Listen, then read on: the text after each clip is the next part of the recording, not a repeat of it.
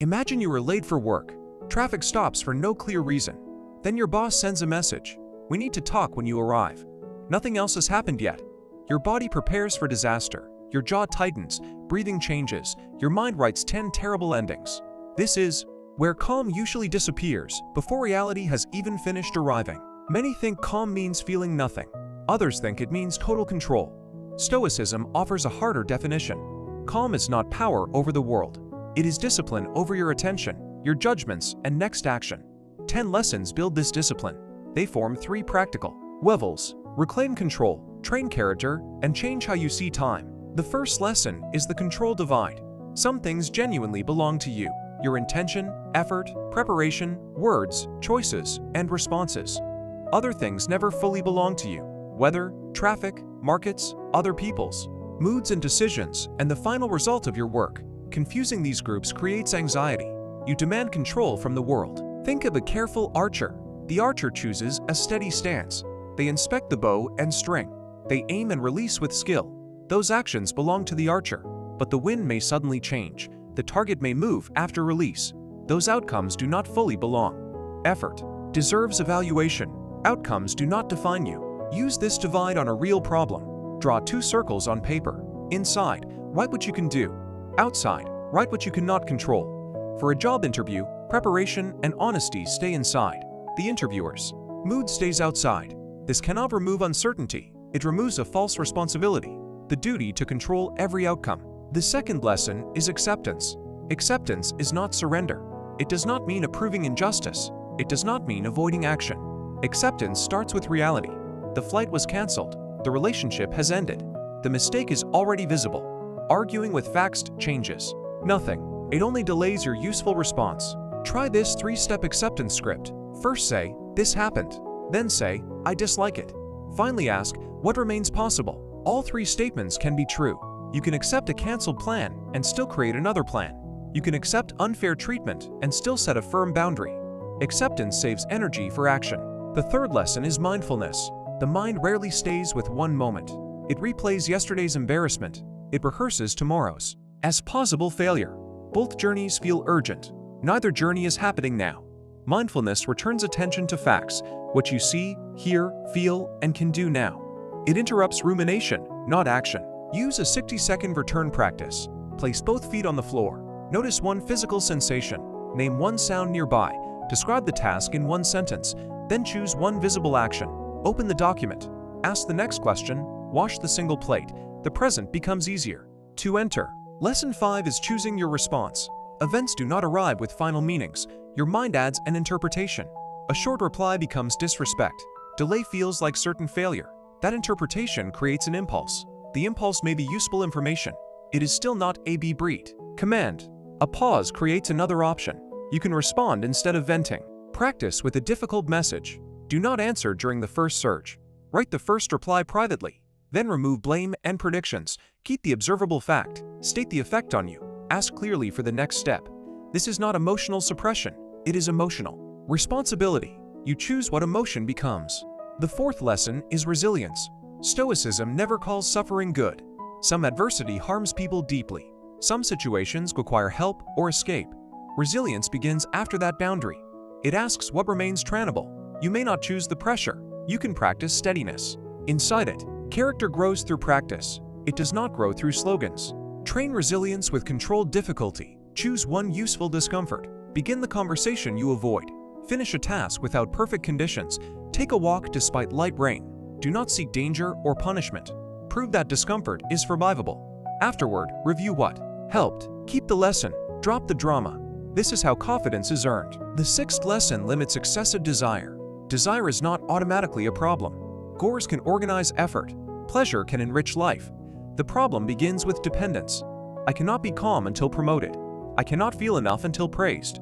I cannot rest until everything is finished. Each condition moves the finish line. Peace becomes a future reward. Want without being owned. Try a simple desire audit. Write one thing you strongly want, then ask what it promises.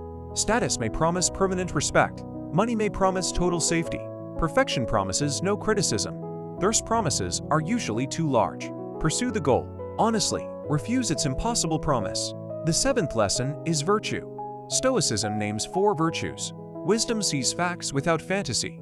Courage acts while discomfort remains. Justice treats other people fairly. Temperance keeps impulse within limits.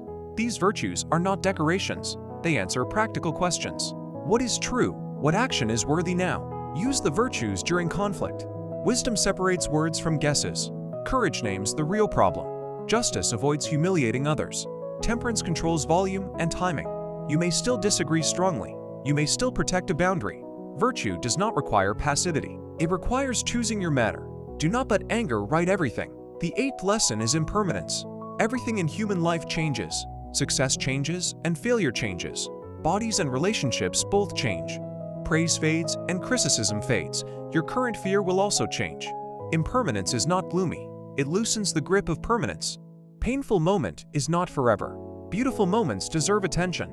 Practice change, not detachment. Choose one ordinary thing you value. A morning call with family, a familiar walk after dinner, your ability to climb stairs. Remember that it can change. Then give it fuller attention today. This is not anxious clinging. It is respectful presence. Change makes attention more valuable. The 9th lesson is gratitude. Gratitude is often used badly. People use it to silence pain. You should be grateful, they say. Stoic gratitude needs no denial. Pain can remain real. Loss can remain significant. Gratitude simply widens the frame. Pain is present, but it is not the whole picture. Use gratitude with specific evidence. Do not write, "Life is good." Write what supported you today. A colleague answered one question. Your body carried you home. A past lesson prevented a mistake. Specific gratitude trains attention. It counters the mind's threat bias. Stop measuring only what is missing. Enough appears beside difficulty. The 10th lesson is continued growth. A calm person is never finished. They still make poor judgments. They still react too quickly. The difference is review. At night, revisit one difficult moment. What judgment made it worse? What response helped even slightly? What will you practice tomorrow? Growth turns experience into guidance. Under pressure, use 4 questions. First, what is actually happening? Separate facts from your predictions. Second, what is under my control? Name an action, not an outcome. Third, which virtue should guide me?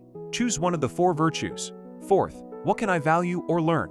Do not use gratitude to deny pain. Then take the smallest, honest step. Apply the questions to the traffic jam. The fact is simple. Traffic has stopped. Prediction says the day is ruined. You cannot command the road to clear. You can send an honest delay message. Wisdom checks the real arrival time.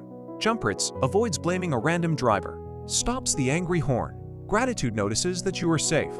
This is inconvenient, not catastrophic. Now return to your bosses. Message, fact, they want a conversation. You do not yet know the subject. Your mind may invent dismissal, shame, or a conflict that never occurs. Acceptance says uncertainty is present. Mindfulness returns you to the road.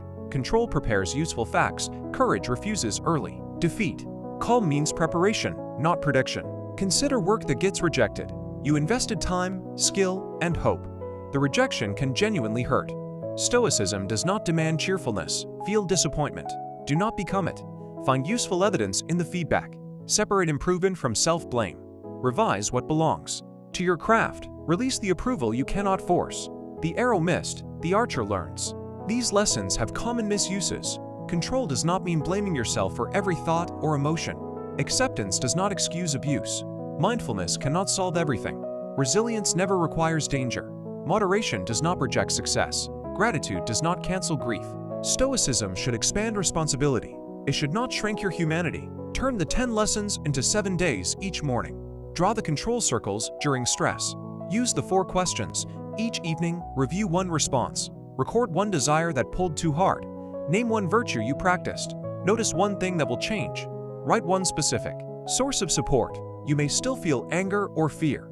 Emotion yields the wheel. Calm begins. Do not make calm another performance. You do not need an expressionless face. You do not need perfect thoughts. You need a reliable way back. Back from prediction to fact. Back from impulse to chosen response. Back from endless wanting to enough. Back from fear of change to presence. The world may remain uncertain. Your next action does not have to be. For a week, do not chase perfect calm. Track how fast you return to choice. See the guess before you obey it. Did you name one action you control? Did virtue change your tone today? Did gratitude widen the frame today? Did review improve your next response? Progress can mean a faster return. The feeling stays, but it rules less now. That quiet freedom is calm. You return, choose, and begin again.